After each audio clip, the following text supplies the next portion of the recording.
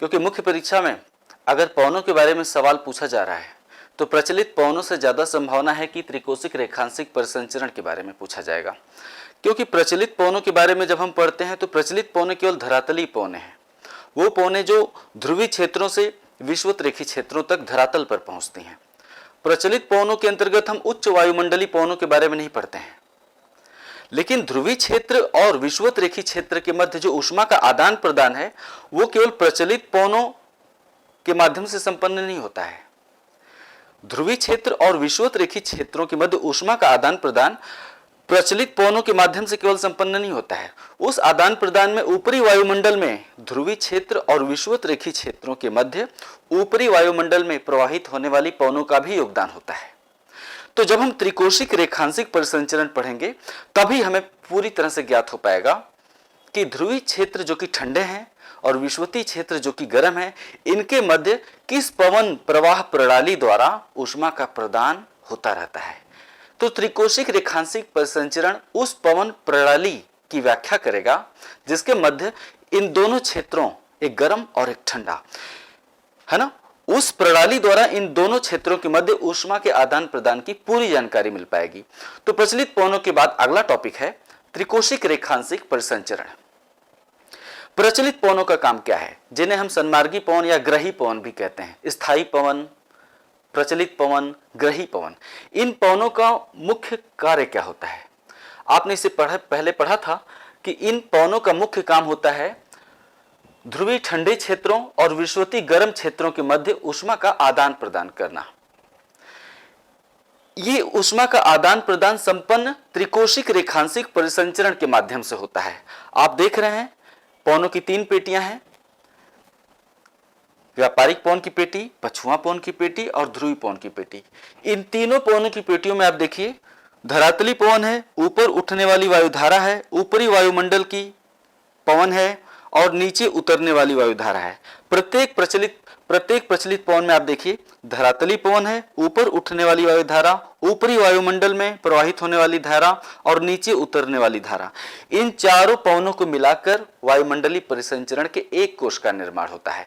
इस तरह से चूंकि पवनों की 3 पेटियां हैं, प्रत्येक गोलार्ध में पवन की 3 पेटियां हैं, इसलिए इन तीनों पवनों की पेटियों में वायुमंडलीय परिसंचरण के 3 कोश पाए जाते हैं। क्लियर? अब ये 3 कोश बनते कैसे हैं? आइए एकदम शुरू से शुरू करते हैं, बिल्कुल फ्रेश। मान लेते हैं कि पवनों का काम क्या है? ध्रुवीय क्षेत्रों और विषुवतीय क्षेत्रों के मध्य ऊष्मा का आदान प्रदान करना। अब थोड़ी देर के लिए मान लेते हैं कि पृथ्वी घूर्णन नहीं कर रही है, पृथ्वी पश्चिम से पूरब की ओर घूर्णन करती है। हम मान लेते हैं कि पृथ्वी घूर्णन नहीं कर रही है। ऐसे में ध्रुवीय क्षेत्र सबसे ठंडे होते हैं, विषुवतीय क्षेत्र सबसे गर्म होते हैं। यहाँ पर औसत वार्षिक तापमान अधिकतम होता है और ध्रुवीय क्षेत्रों में औसत वार्षिक तापमान निम्नतम होता है। परिणाम स्वरूप अगर पृथ्वी घूर्णन नहीं करती तो ध्रुवीय क्षेत्रों में उच्च वायुदाब क्षेत्र का विकास हो जाता और विषुवत-रेखीय क्षेत्रों में निम्न वायुदाब क्षेत्र का विकास हो जाता। तो अगर पृथ्वी घूर्णन नहीं करती तो तापीय कारणों से पृथ्वी पर केवल 3 ही वायुदाब पेटियां पाई जाती, है ना। यहां पर सबसे ज्यादा गर्मी पड़ती, परिणाम स्वरूप निम्न वायुदाब, और ध्रुवीय क्षेत्रों में सबसे ठंडा होता, सबसे ठंडा क्षेत्र होता, इसलिए ध्रुवीय क्षेत्रों में उच्च वायुदाब पाया जाता। तो अगर पृथ्वी आवर्तनशील नहीं होती अर्थात घूर्णन नहीं करती तो विशुद्ध तापीय कारणों से पृथ्वी पर केवल 3 वायुदाब पेटियां पाई जाती, विषुवत-रेखीय निम्न वायुदाब की पेटी और दोनों ध्रुवों पर उच्च वायुदाब की पेटी।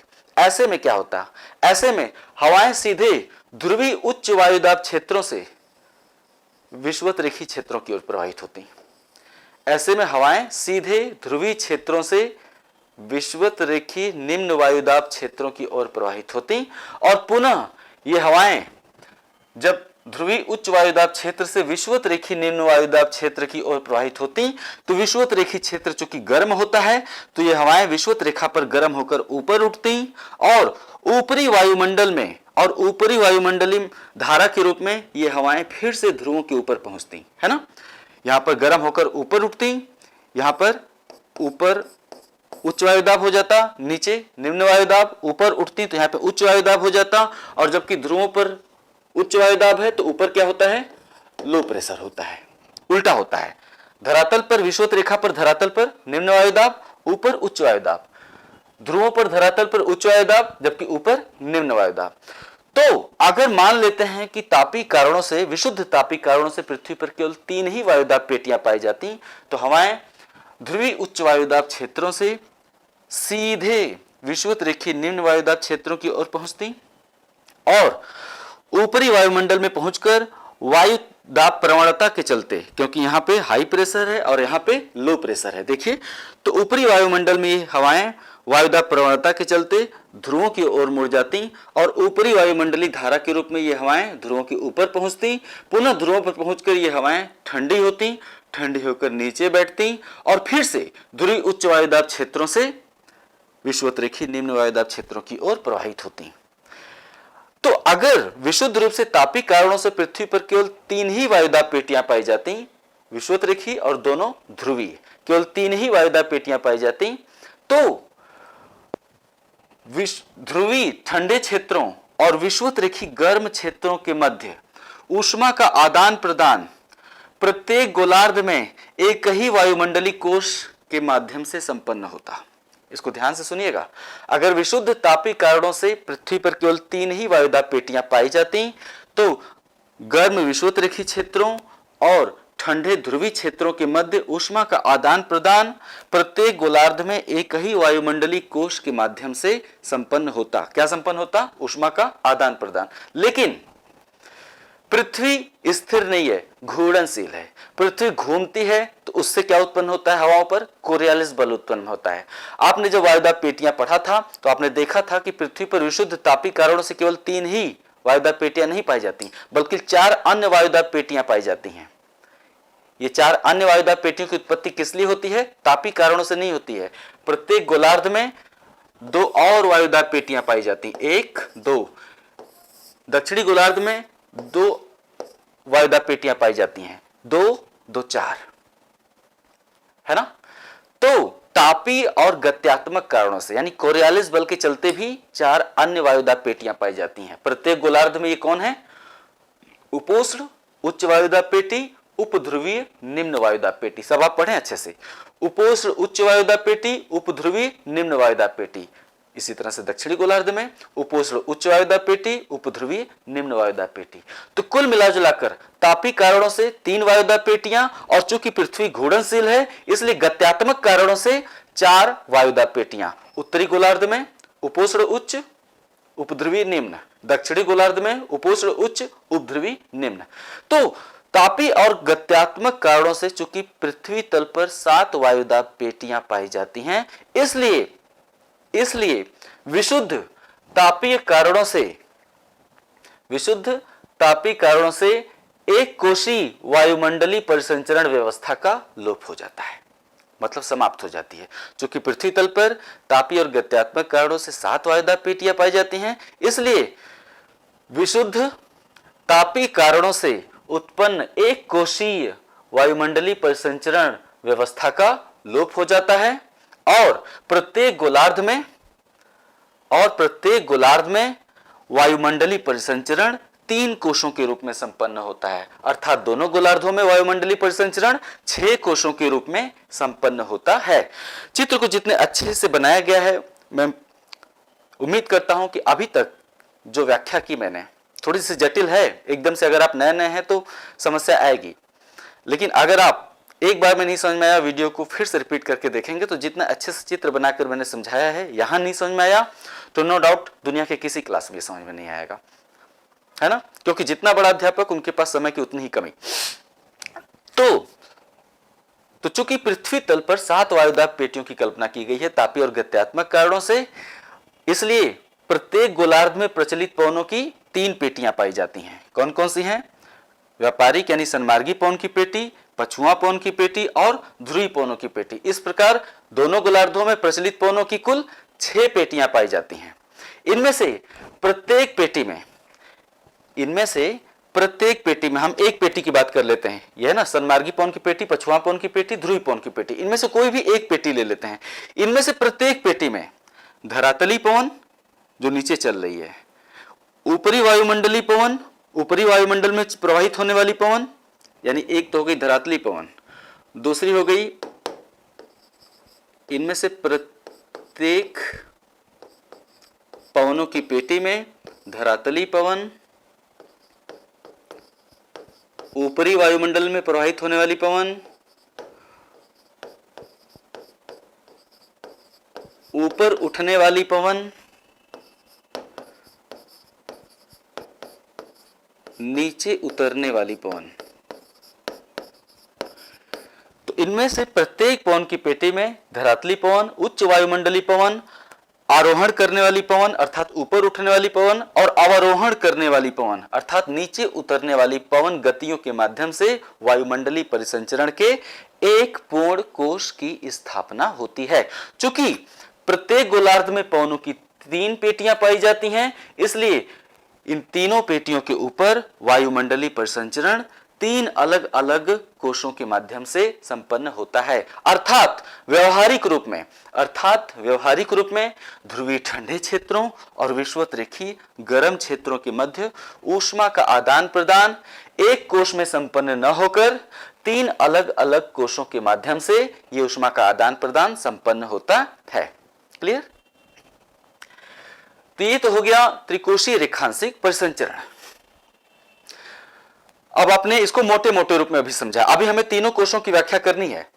ये तीनों कोश अलग अलग बनते कैसे हैं? अभी तक तो आपने देखा, जो बातें अभी तक मैंने बताई वो यहां पे लिखी हुई हैं। यही जो लिखा हुआ है मैंने आपको अभी बताया। तो प्रत्येक गोलार्ध में ध्रुवीय क्षेत्र और विषुवत-रेखीय क्षेत्रों के मध्य वायुमंडलीय परिसंचरण त्रिकोशीय होता है। कौन कौन सा है?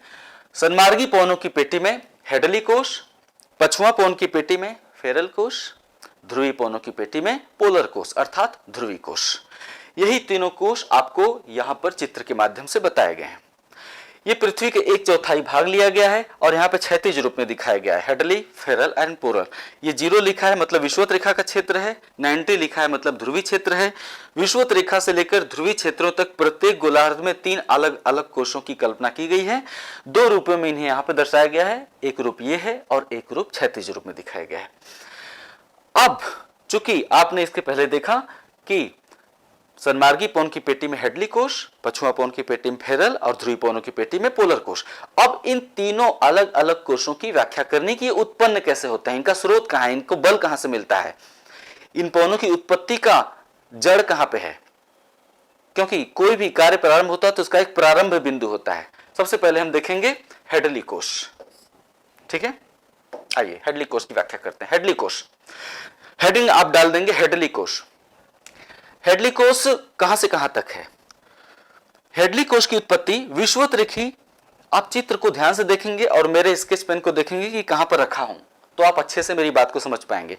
हेडली कोश की उत्पत्ति ध्रुवीय निम्न दाब क्षेत्र और अश्व अक्षांश, उपोष्ण उच्च वायुदाब क्षेत्रों को हम क्या कहते हैं? अश्व अक्षांश।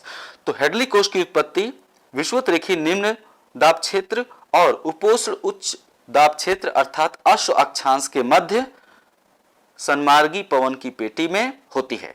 रिपीट कर रहा हूं, हेडली कोश की उत्पत्ति विषुवतीय निम्न दाब क्षेत्र से लेकर उपोष्ण उच्च वायुदाब क्षेत्रों के मध्य व्यापारिक पवनों या सन्मार्गी पवनों की पेटी में इनकी उत्पत्ति होती है।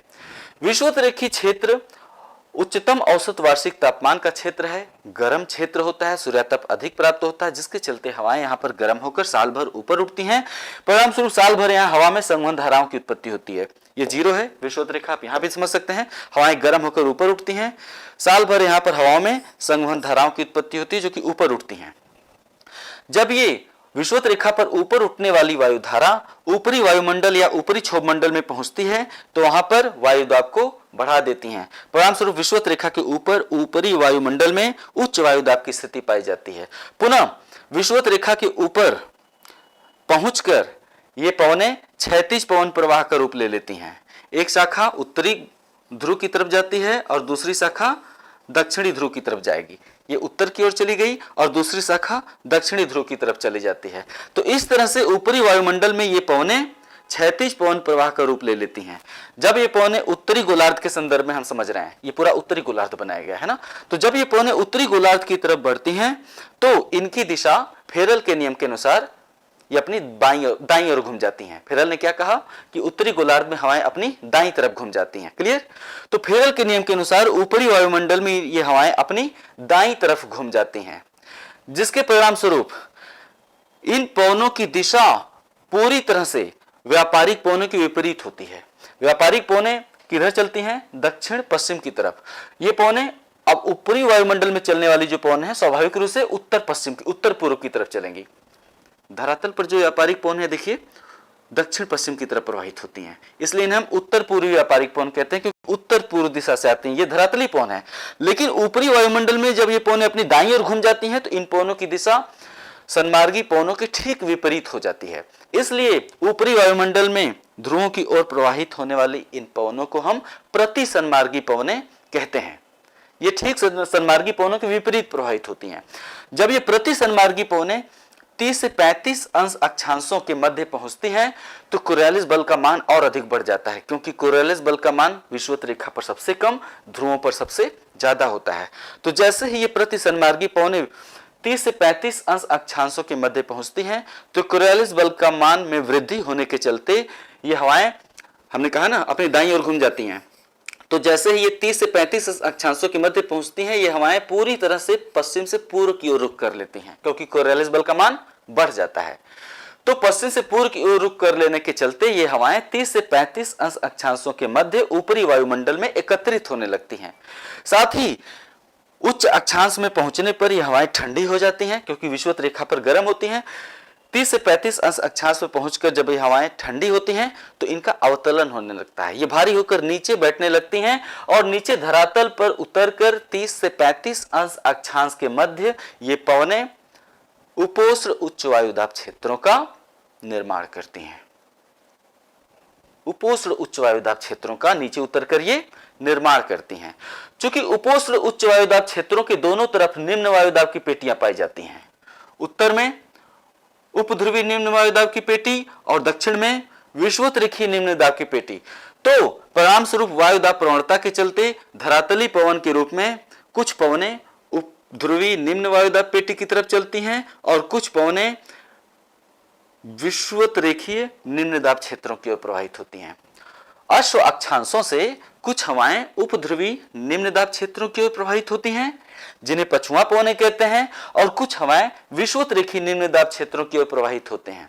क्योंकि वायु में प्रवाह क्यों होता है? वायुदाब प्रवणता के चलते है, दोनों तरफ कम वायुदाब है ना। तो वायुदाब प्रवणता के चलते कुछ हवाएं उपध्रुवी निम्न दाब क्षेत्रों की ओर और कुछ विषुवत रेखीय निम्न दाब क्षेत्रों की ओर चलते हैं, जिन्हें हम क्या कहते हैं? सन्मार्गी पवन कहते हैं। क्लियर? इस प्रकार धरातल पर चलने वाली सन्मार्गी पवन, ऊपरी वायुमंडल में चलने वाली प्रति सन्मार्गी पवन, विषुवत रेखा पर आरोही पवन अर्थात ऊपर उठने वाली पवन, और अश्व अक्षांशों पर अवरोही पवन अर्थात नीचे उतरने वाली पवन, इन चारों पवन गतियों के द्वारा वायुमंडलीय परिसंचरण के हेडली कोश का निर्माण हो जाता है। क्लियर? इस प्रकार वायुमंडलीय परिसंचरण की चारों पवन गतियों के द्वारा, चारों पवन गतियों कौन है? इस प्रकार सन्मार्गी पवन, ऊपरी वायुमंडल में प्रवाहित होने वाली प्रति सन्मार्गी पवन, विषुवत रेखा पर आरोही पवन और अश्व अक्षांशों पर अवरोही पवनों, इन चार पवन गतियों को मिलाकर वायुमंडलीय परिसंचरण के एक पूर्ण कोश का निर्माण होता है, जिसे हम क्या कहते हैं? वायुमंडलीय परिसंचरण का प्रथम कोश अर्थात हेडली कोश। ये वायुमंडलीय परिसंचरण का प्रथम कोश है, हेडली कोश है। इसके बाद हम अगला आएगा फेरल कोश। अच्छा, हेडली कोश की उत्पत्ति कहां से होती है? हेडली कोश की उत्पत्ति का कारण क्या है, यह भी जानना जरूरी है। हेडली कोश की उत्पत्ति का कारण गत्यात्मक नहीं है, तापी कारणों से उत्पन्न होता है। क्यों? अगर विषुवत रेखा पर हवाएं गर्म होकर ऊपर नहीं उठती तो ये चक्कर नहीं चल पाता। न यहाँ पर हवाएं गर्म होकर ऊपर उठती और न ही यहाँ निम्न वायुदाब पाया जाता और न ही अश्व अक्षांशों से विषुवत रेखा की तरफ धरातली व्यापारिक पवन चलती, यानी सन्मार्गी पवन तब नहीं चल पाती। यानी हेडली कोश की उत्पत्ति तापी कारणों से होती है, इसलिए इसे हम प्रत्यक्ष कोश कहते हैं। जिस कोश की उत्पत्ति तापी कारणों से होगी उसे प्रत्यक्ष कोश कहेंगे, और जिसकी उत्पत्ति गत्यात्मक कारणों से होगी उसे हम अप्रत्यक्ष कोश कहेंगे। उदाहरण के लिए फेरल कोश की उत्पत्ति तापी कारणों से नहीं होती है बल्कि गत्यात्मक कारणों से होती है, इसलिए इसे हम अप्रत्यक्ष कोश कहते हैं। आइए फेरल कोश को समझते हैं। फेरल कोश की उत्पत्ति अश्व अक्षांशों से लेकर उपध्रुवी निम्न वायुदाब क्षेत्रों के मध्य पछुआ पवन की पेटी में होती है। फेरल कोश की उत्पत्ति उपोष्ण उच्च वायुदाब क्षेत्रों से लेकर उपध्रुवी निम्न वायुदाब क्षेत्रों के मध्य पछुआ पवन की पेटी में होती है। फेरल कोश क्यों कहते हैं? फेरल के नियमानुसार जैसे जैसे हम उच्च अक्षांशों में जाते हैं कोरियोलिस बल का मान बढ़ता जाता है। जैसे जैसे उच्च अक्षांशों में हम जाते हैं कोरियोलिस बल का मान बढ़ता जाता है। परिणाम स्वरूप 60 से 65 अंश अक्षांशों के मध्य हवाएं कोरियोलिस बल के प्रभाव में विक्षेपित होकर धरातल छोड़ देती हैं। 60 से 65 अंश अक्षांशों के मध्य जब कोरियोलिस बल के मान में अत्यधिक वृद्धि हो जाती है, फेरल के नियमानुसार, फेरल का नियम क्या है कि उच्च अक्षांशों में जाने पर कोरियोलिस बल के मान में वृद्धि होती है। परिणाम स्वरूप 60 से 65 अंश अक्षांशों के मध्य हवाएं विक्षेपित होकर धरातल छोड़ देती हैं, जिसके परिणाम स्वरूप 60 से 65 अंश अक्षांशों के मध्य उपध्रुवी निम्न वायुदाब की पेटी का निर्माण होता है। ये सब बातें तो आप पढ़ चुके हैं, वायुदाब में ही पढ़ चुके हैं अच्छे से, कुछ नया बहुत ज्यादा नहीं पढ़ रहे हैं। आप इस अध्याय में जो पढ़ रहे हैं वो 30 से 35% केवल अलग है, बाकी सब बातें आप जानते हैं, है ना।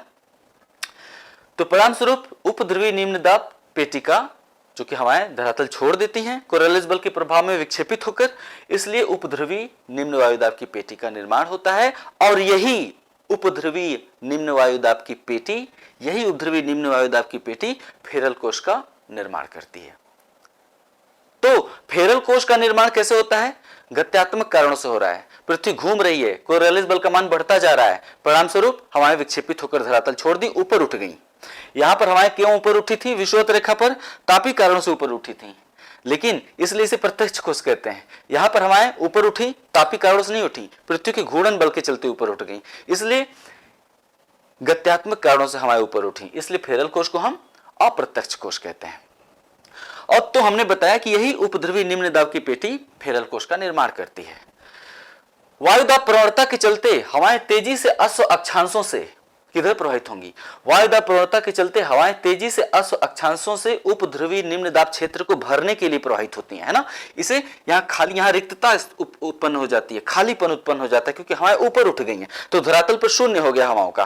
परिणाम स्वरूप हवाएं इस निम्न वायुदाब क्षेत्र को भरने के लिए तेजी से अश्व अक्षांशों से उपध्रुवी निम्न वायुदाब क्षेत्र की ओर प्रवाहित होती हैं और पुनः उपध्रुवी निम्न दाब क्षेत्रों में पहुंचकर ये हवाएं कोरियोलिस बल के चलते ऊपर उठ जाती हैं। ये पीली वाली रेखा आप देख रहे हैं, पछुआ पवन के रूप में ये तेजी से प्रवाहित हुई उपध्रुवी निम्न दाब पेटी की तरफ, और जैसे ही 60 से 65 अंश अक्षांशों के मध्य पहुंची ये हवा विक्षेपित होकर ऊपर उठ गई, आप देख पा रहे हैं।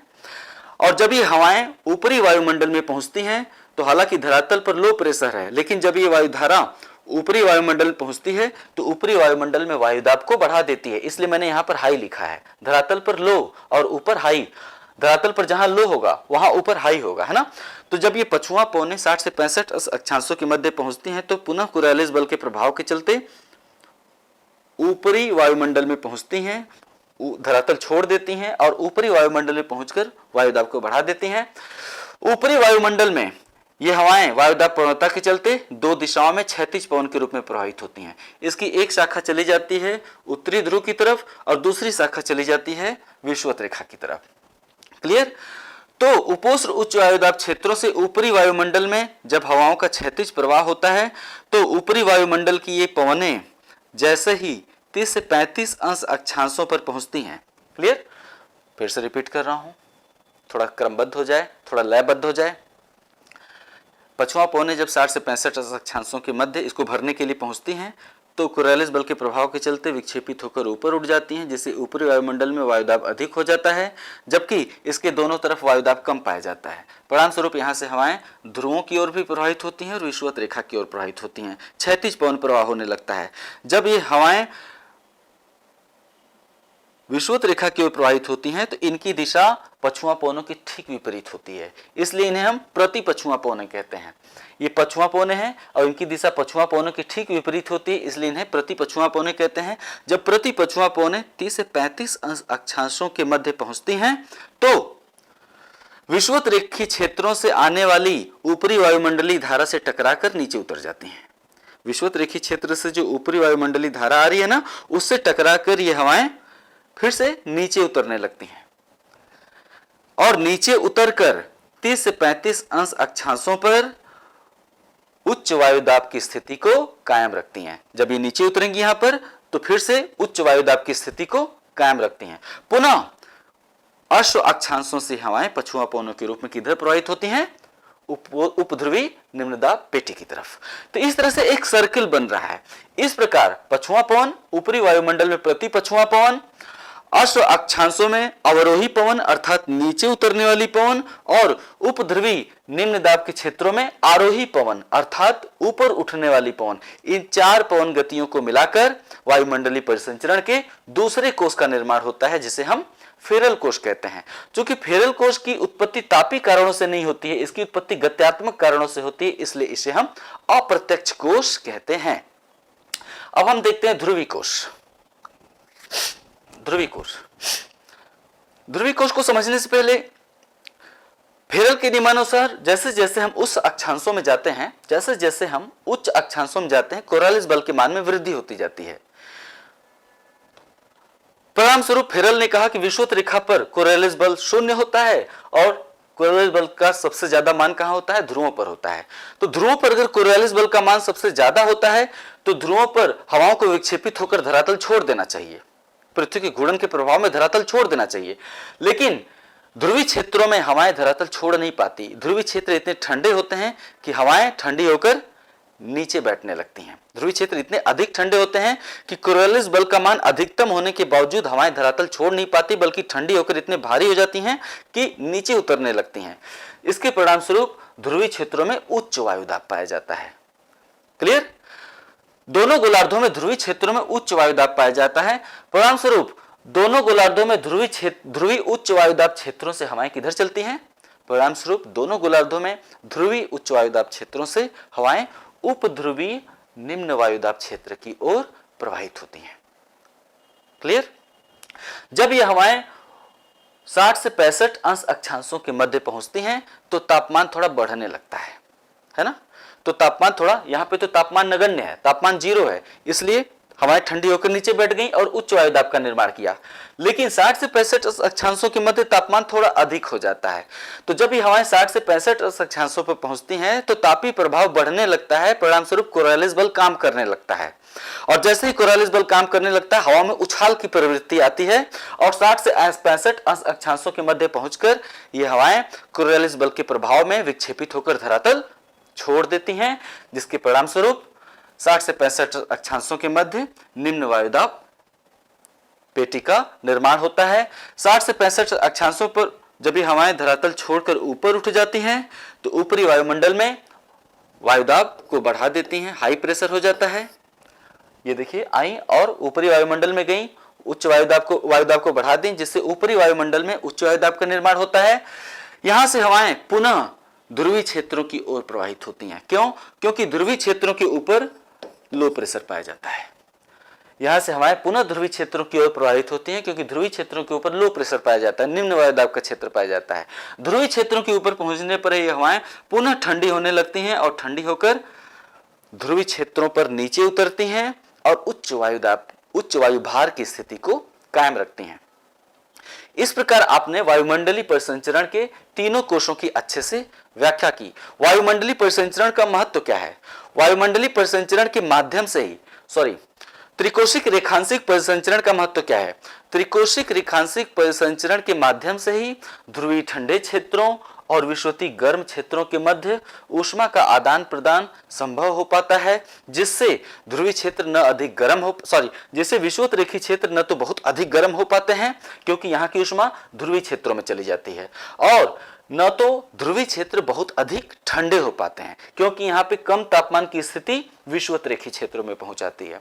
इस प्रकार से पूरे पृथ्वी पर जीवन को धारण करने लायक परिस्थितियां बनी रहती है। त्रिकोशिक रेखांशिक परिसंचरण को पढ़ने के बाद इसमें आपने कई अध्याय पढ़ लिए। इसमें आपने वायुदाब पेटियां भी पढ़ ली है ना, और इसमें आपने प्रचलित पवनें भी पढ़ लिया आपने, और साथ में त्रिकोशिक रेखांशिक परिसंचरण भी पूरा हो गया, जिसे इस चित्र में भी आप देख के अच्छे समझ सकते हैं। डोलड्रम जहां हवाएं ऊपर उठती हैं, अश्व अक्षांश जहां हवाएं नीचे बैठती हैं, उच्च वायुदाब की पेटी, उपद्रवी निम्न वायुदाब हवाएं विक्षेपित होकर 60 से 65 अक्षांशों के मध्य धरातल छोड़ देती हैं, ऊपर उठ जाती हैं, इसलिए उपद्रवी निम्न वायुदाब की पेटी, और ध्रुवीय उच्च वायुदाब की पेटी जहां पे हवाएं नीचे बैठती हैं। क्लियर? तो इसको भी आपने देख के समझ लिया। त्रिकोशिक रेखांशिक परिसंचरण के बाद अगला अध्याय है जेट प्रवाह, जेट धारा। जेट धारा के बाद फिर हम प्रवेश करेंगे चक्रवात में। जेट धारा के बाद हम थोड़ा सा वायुराशियां पढ़ेंगे। वायुराशियां पढ़ने के बाद तब हम उष्णकटिबंधीय चक्रवात और शीतोष्ण चक्रवात पढ़ेंगे। मिलते हैं नेक्स्ट चैप्टर में। नमस्कार।